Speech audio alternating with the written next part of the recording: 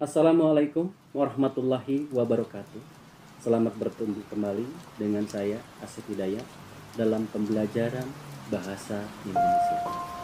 Kali ini saya akan membahas mengenai unsur-unsur pembangun karya sastra dalam teks cerita pendek.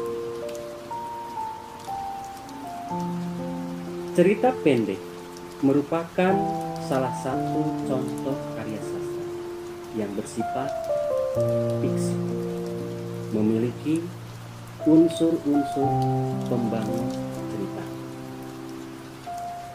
Lalu apa saja yang menjadi unsur pembangun cerita tersebut? Yakni ada dua. Satu, unsur intrinsik, dan yang kedua adalah unsur ekstrinsik.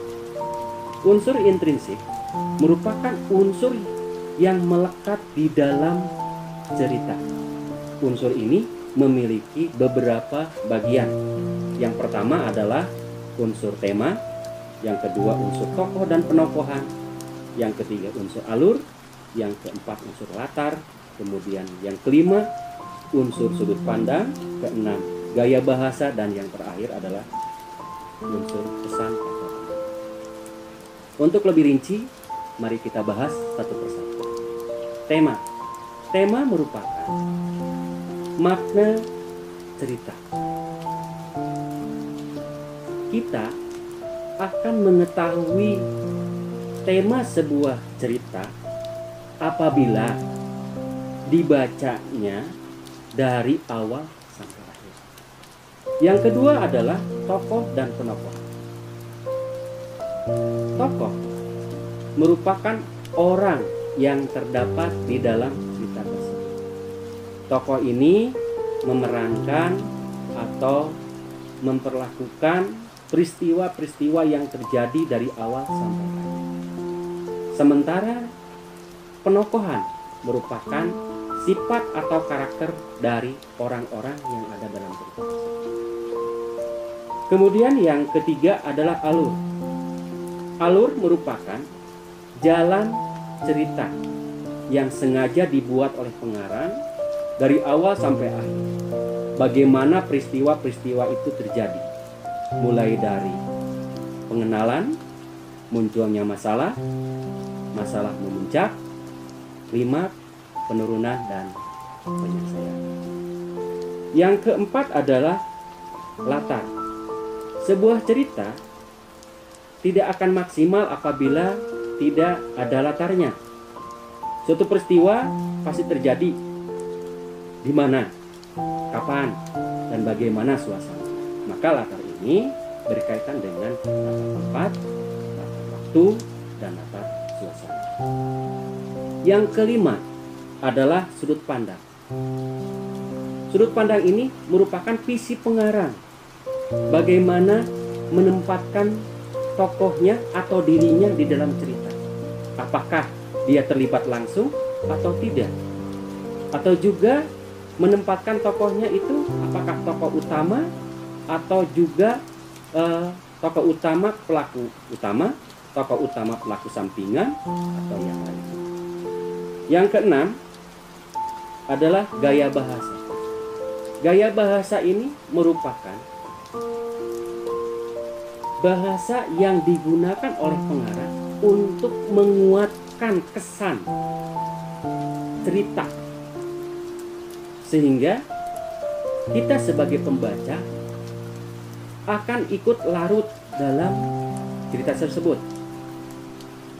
Biasanya gaya bahasa dalam cerpen ini memiliki gaya bahasa pertentangan, gaya bahasa perbandingan, gaya bahasa sindiran, dan gaya bahasa penegasan. Dan yang terakhir adalah pesan atau amanat. Sebuah cerita atau setiap cerita dipastikan akan memiliki pesan yang ada. Pesan ini bisa kita lihat atau kita temui di dalam cerita ini melalui ucapan tokoh atau perilaku tokoh, atau ditulis langsung oleh pengarang melalui cerita. Nah, cerita cerpen tidak akan sempurna atau dipengaruhi juga oleh unsur lain, unsur di luar cerita yang dimaksud dengan unsur ekstrinsik. Lalu apa saja yang tergolong ke dalam unsur ekstrinsik ini? Yang pertama adalah unsur latar belakang masyarakat. Yang kedua, unsur latar belakang pengarang. Dan yang ketiga adalah nilai-nilai moral yang terkandung dalam unsur latar belakang masyarakat. Cerpen ini akan mengambil lokasi di mana cerpen tersebut dibuat, atau kapan cerpen itu dibuat, dengan suasana apa cerpen itu dibuat. Terus latar belakangnya bagaimana? Maka lingkungan masyarakat akan mempengaruhi terhadap cerita tersebut. Yang kedua adalah latar belakang pengarang. Apa saja sih yang mempengaruhinya? Contohnya adalah latar belakang pendidikan si pengarang. Latar belakang cerita pengarang itu akan mempengaruhi dari segi pendidikan. Misalnya, contoh kita membuat cerita waktu di SD akan berbeda dengan kita membuat cerita waktu di SMA atau di perkuliahan. Kemudian yang ketiga adalah nilai-nilai moral yang terkandung di dalam tersebut.